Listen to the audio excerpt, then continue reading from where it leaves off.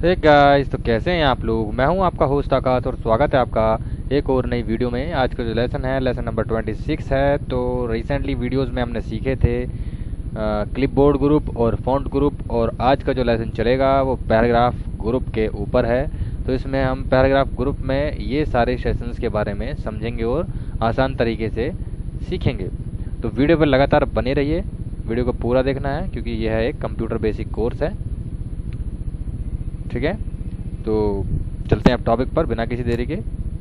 तो सबसे पहले ऑप्शन से इसमें आते हैं हमारे पास में बुलेट्स देखिए 3 कंडीशन में यहाँ पर दिए हुए हैं, तो आप इनमें से किसी भी टाइप का यूज़ कर सकते हैं। तो सबसे पहले मैं बता देता हूँ कि जो बुलेट्स हैं वो यूज़ में कब और क्यों आते हैं।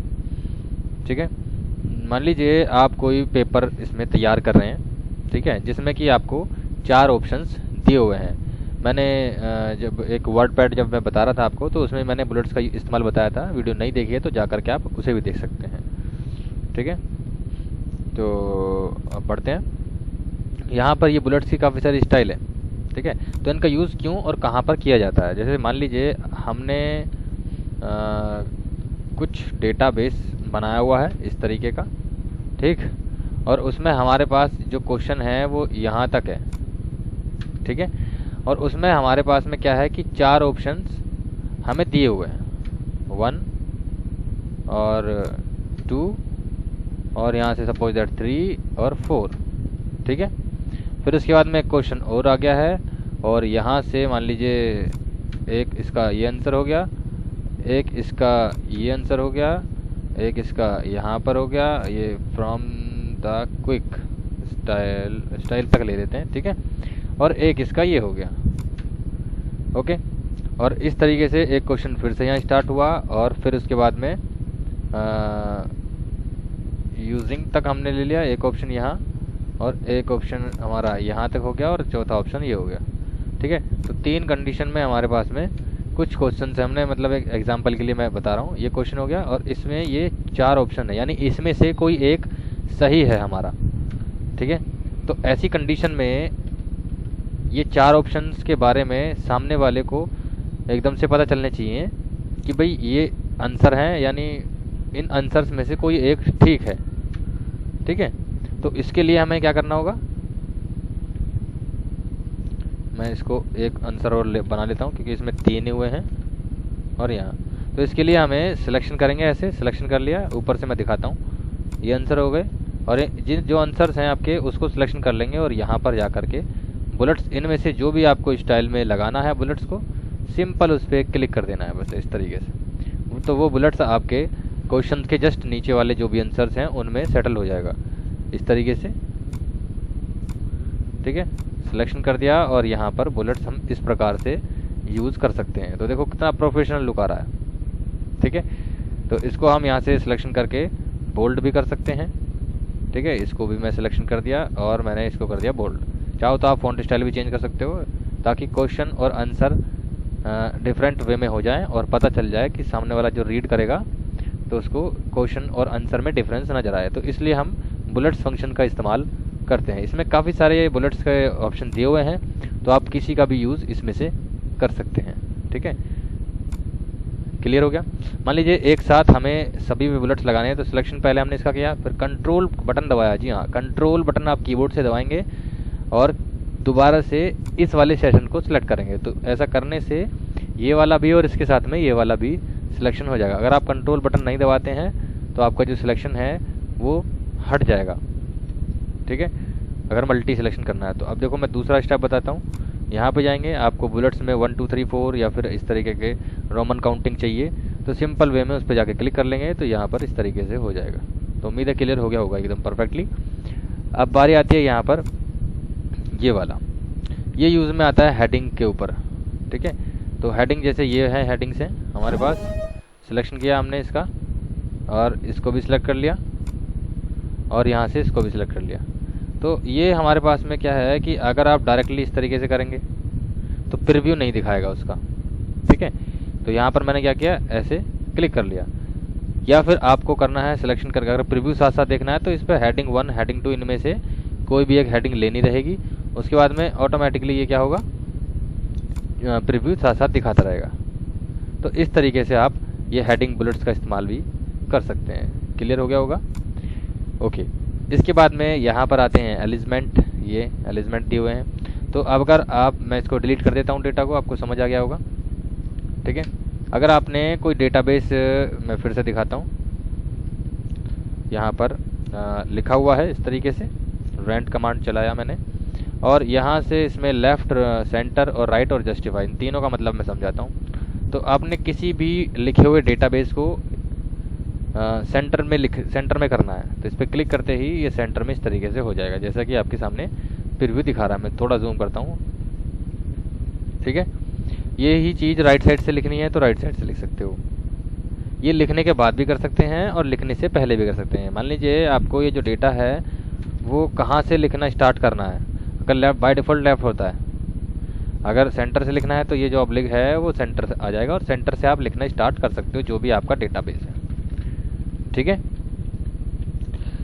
ऐसे ही अगर राइट साइड से करना है तो राइट साइड में क्लिक करेंगे, राइट साइड का जो ऑब्लिक है वो राइट साइड में चला जाएगा और आप डेटा स्टार्ट कर सकते हैं यहाँ से इस तरीके से। ओके, एक ऑप्शन इसमें गाइस आता है जस्टिफाइज का, जस्टिफाई। तो जस्टिफाई क्या काम करता है, जैसे आपके जो पैराग्राफ्स हैं वो देखिए सीक्वेंस में नहीं आ रहे हैं, ऑफ, एंड और कैन, ये कोऑर्डिनेट, तो ये आगे है, ये फिर पीछे हो रहा है, फिर ये आगे हो रहा है इस तरीके से। तो किसी भी पैराग्राफ को सीक्वेंस में लाने के लिए जस्टिफाइज ऑप्शन का इस्तेमाल हम करते हैं, जो कि यहाँ पर है जस्टिफाई। शॉर्टकट है, कंट्रोल के साथ में आपको जे बटन प्रेस करना है। सिलेक्शन करने के बाद ऑटोमेटिक आपका जस्टिफाई हो जाएगा। जस्टिफाई से देखो फ़र्क क्या हुआ, आपके जो पैराग्राफ थे वो एकदम सिमिलर मोड में हो गए हैं, यहाँ से ना आगे ना पीछे, एकदम सीक्वेंस में। तो पैराग्राफ थोड़ा सा भरा हुआ सा लगता है कि हमारा जो पैराग्राफ है वो इस वे में अच्छा सा दिखेगा। ठीक है, तो इस तरीके से इसका यूज़ हम करते हैं। अगर आपको बंद करना है तो इस पर वापस क्लिक कर देंगे तो वापस उसी वे में हो जाएगा। क्लियर? तो ये सारे ऑप्शन क्लियर हो गए। अगला ऑप्शन आता है इसमें इंक्रीज इंडिडेंट और डिक्रीज इंडिडेंट। इसमें हमारे पास में कुछ पैराग्राफ या कुछ लाइंस दी हुई हैं, उसमें मान लीजिए आपको वो एक सेकेंड, वो मान के चलिए कि आपको लेफ़्ट की बजाय थोड़ा सा आगे की साइड में लिखना है। तो हमने जो भी लाइन करनी है या फिर उसको सिलेक्ट कर लेंगे ऐसे इस पैराग्राफ में मतलब, और इसको क्लिक करते ही ये जो पूरा पैराग्राफ है वो एक स्टेप आगे बढ़ेगा इस तरीके से। ठीक है, यही अगर वापस स्टेप, बैकवर्ड स्टेप में चाहिए तो वापस ऐसे क्लिक करने से आपका जो डेटाबेस है वो बैकवर्ड मोड में एक एक स्टेप पीछे जाएगा। तो इस तरीके से हम इसका यूज़ करते हैं। इन सभी टूल्स के ऊपर हम एक प्रैक्टिस बुक मैं लाने वाला हूँ। तो जब ये पूरा कंप्लीट हो जाएगा, होम वाला जो टैब है, होम रिबन, तो मैं इसके ऊपर काफ़ी सारी प्रैक्टिस बुक लेकर के आऊँगा कि आपको इन टूल्स के अकॉर्डिंगली काम किस तरीके से करना है या फिर किस वे में करना है, तो वो हम सीखेंगे यहाँ पर। ठीक है, तो अगले ऑप्शन के तरफ बढ़ते हैं। अब यहाँ से मैं एक और ले लेता हूँ। मैंने यहाँ पर किया इक्वल रेंट और ये डेटा आ गया हमारे पास। तो इसमें अगला ऑप्शन है लाइन स्पेसिंग। तो आप देख रहे होंगे आपके सामने लाइन स्पेसिंग काफ़ी ज़्यादा हो रही है, जैसे कि इनके बीच में लाइन स्पेसिंग मतलब दो लाइन के बीच में जो भी गैपिंग होती है उसको लाइन स्पेसिंग कहा जाता है। मैं इसको जूम करके थोड़ा दिखाता हूँ आपको। तो यहाँ से देख रहे हैं इनके बीच में काफ़ी गैपिंग हो रही है। तो हमने क्या किया, इसको सिलेक्शन कर दिया और यहाँ पर जाएंगे और इसमें सबसे पहले इसका ऑप्शन आ रहा है जितना साइज पॉइंट ऑफ व्यू हम इसको इंक्रीज़ करेंगे तो इसके बीच में जो साइज है वो बढ़ेगा, जैसे कि यहाँ पर हो रहा है। ठीक है, अगर हमें इसको घटाना है तो इसके लिए यहाँ पर हम इसको जितने पॉइंट कम है उस पर क्लिक करेंगे तो ये घटेगा। और भी अगर कम करना है तो यहाँ पर लास्ट में ऑप्शन मिलता है रिमूव स्पेस आफ्टर पैराग्राफ। इस पर जब क्लिक करेंगे तो आपका जो स्पेस है वो एकदम से हट जाएगा। यानी ये जो ऑप्शन है ये पैराग्राफ के बाद के लिए और ये पैराग्राफ के पहले के लिए। अगर वो स्पेस आप कम करना चाहते हो तो यहाँ से घट जाएगा। इस तरीके से आप लाइन के बीच का स्पेस जो है वो कम कर सकते हैं। क्लियर? अच्छा, इसके बाद में अगले ऑप्शन की तरफ चलते हैं। यहाँ पर मिलता है शेडिंग। ठीक है, तो शेडिंग का इस्तेमाल जो है हम कैसे किस तरीके से कर सकते हैं। शेडिंग में जैसे मान लीजिए आप रिज्यूम बनाते हैं, मैं रिज्यूम की भी एक वीडियो लाने वाला हूँ। ठीक है, तो मान लीजिए आपके सामने कोई हेडिंग है। ठीक है, मैं फिर से मैं बार बार यही लेता हूँ। ये है हमारा क्या वर्किंग एक्सपीरियंस है, सपोज दैट। या फिर मान लीजिए कैरियर ऑब्जेक्टिव है, स्पेलिंग शायद गलत हो गई, ये हो गया, कैरियर ऑब्जेक्टिव लिया। और ये हमारे पास में हेडिंग है, और इस हेडिंग में हमें थोड़ा सा हाइलाइटर सेट करना है। तो यहाँ से आप किसी प्रकार का हाइलाइटर को सेट कर सकते हो, सिंपल ऐसे बस क्लिक रखना है और यहाँ जाएंगे, और ये इस तरीके से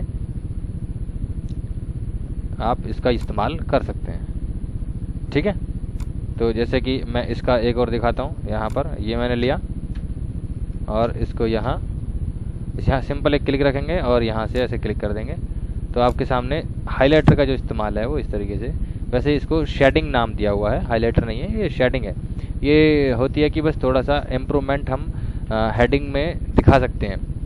ठीक है, हेडिंग थोड़ा सा अच्छे लुक में हमें दिखाई दें, ताकि अगर कोई रिज्यूम सामने पढ़ने वाला है तो उसको अच्छी वे में समझ में आ सके कि भाई ये इसकी हेडिंग है और ये इसकी नीचे डिटेल लिखी हुई है। ठीक है, तो इस तरीके से हम शेडिंग फंक्शन का इस्तेमाल कर सकते हैं। अगला ऑप्शन आता है इसमें, यहाँ पर इसको मैं अभी लास्ट में समझेंगे। यहाँ पर बॉर्डर समझ लेते हैं। बॉर्डर में वैसे कुछ नहीं है, जिस तरह का यहाँ पर आपको सिंबल दिया हुआ है, यानी जहाँ भी आपका क्लिक है तो बॉटम साइड में आ जाएगा। ठीक है, अगर आपका क्लिक जहाँ पर है उसके टॉप साइड में बॉर्डर आ जाएगा। अगर आपका क्लिक यहीं है, मतलब जहाँ भी क्लिक है तो वहाँ क्लिक करेंगे, उसके लेफ्ट साइड में, राइट साइड में क्लिक करने से इस तरीके से बॉर्डर बनता जाएगा। हटाना है तो नो बॉर्डर कर देंगे, हट जाएगा। ठीक है, तो सारे बॉर्डर इस तरीके से देख लेंगे। ठीक है, तो अगला ऑप्शन आता है यहाँ पर शो और हाइड। शो और हाइड में जब भी आप कोई डेटाबेस लिखते हो और आपको ये पता लगाना है कि भाई हमने एंटर बटन का यूज़ कहाँ कहाँ पर किया हुआ है। ठीक है, तो ऐसी कंडीशन में हम शो एंड हाइड फंक्शन का इस्तेमाल करते हैं। जैसे मैं यहाँ एंटर बटन दबाता हूँ, ठीक है, हम कहीं भी एंटर बटन प्रेस करेंगे तो यहाँ पे ऐसे क्लिक कर लिया जैसे कि, तो ये हमारे पीछे पीछे इस तरीके से आएगा।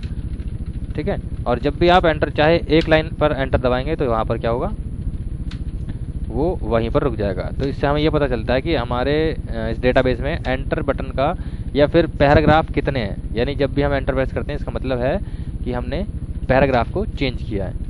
ठीक है, एग्जाम्पल के लिए मैं दिखा देता हूँ। मैंने पहले से एक डेटा यहाँ पर लिख लिया है, और जैसे ही देखो यहाँ पर जब भी पैराग्राफ खत्म होगा ऑटोमेटिकली शो एंड हाइड वाला जो फंक्शन है वो ऐड होता जाएगा। जैसे एक पैराग्राफ हमने यहाँ से यहाँ तक लिखा, फिर दूसरा पैराग्राफ हमने यहाँ से यहाँ तक लिखा, फिर थर्ड पैराग्राफ जो हमने यहाँ से यहाँ तक लिखा, फिर चौथा जो है हमने यहाँ से स्टार्ट किया। तो इस तरीके से हम शो एंड हाइड फंक्शन का इस्तेमाल अपने पैराग्राफ को देखने के लिए कर सकते हैं, जैसा कि इसके थंबनेल में लिखा हुआ है और इस वाले मैसेज में दिखा रहा है। यहाँ पर दिखा रहा है ना, show paragraph mark and other hidden formatting symbol. ठीक है, हटाने के लिए वापस ऐसे क्लिक कर देंगे तो जितने भी हमने यूज़ कर रखा था शो एंड हाइड वाला ऑप्शन, तो वो हट जाएगा।